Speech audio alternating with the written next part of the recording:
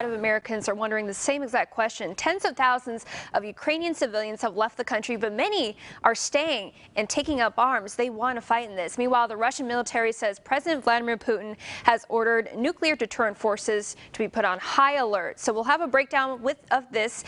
We have retired Marine Corps Intelligence Officer Hal Kempfer joining us once again to break down what is currently happening. As always, great to see you, sir.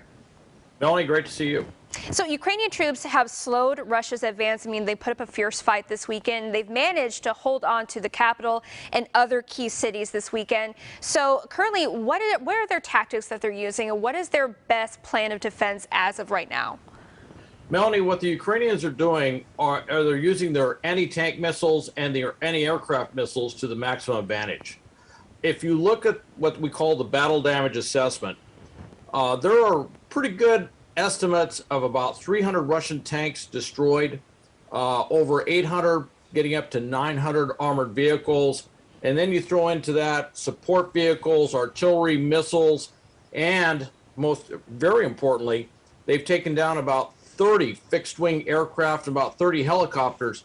They are inflicting some tremendous damage with all those missiles that we've been sending them, and we've sent them, and more importantly, those missiles are the big end item that's being shipped in from countries, not just from the U.S., but from all over Europe. So that supply chain is going to continue.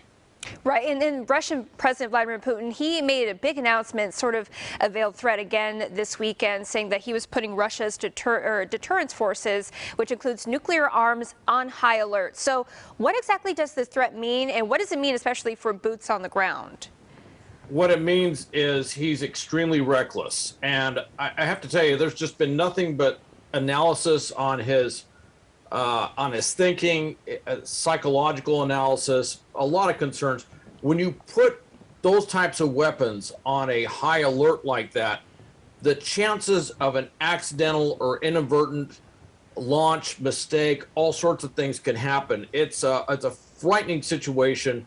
The entire world is galvanized on this, and certainly there's a lot of pressure, a lot of communication to have the Russians bring that back down, because when you talk about nuclear war, mistakes tend to be rather catastrophic, and we don't like to see everybody on edge like this. Right, and we're already seeing a high number of casualties as we speak. Now, the U.S. has a couple thousand soldiers stationed around surrounding European countries, but the Biden administration maintains we will not be sending those troops to Ukraine. So I'm curious to know, I think a lot of people at home want to know, what is our role in this fight? What are we doing to support Ukraine?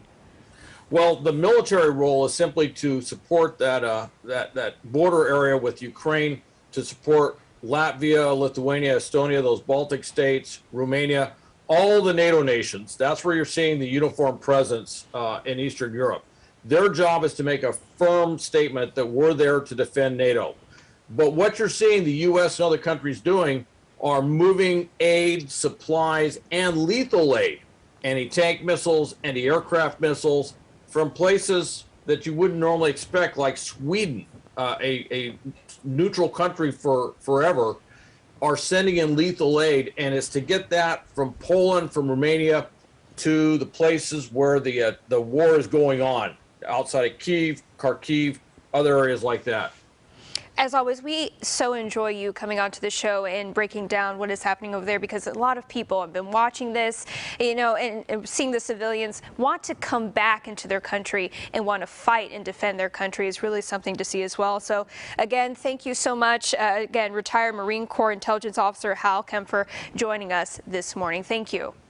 Thank you, Melanie. Okay.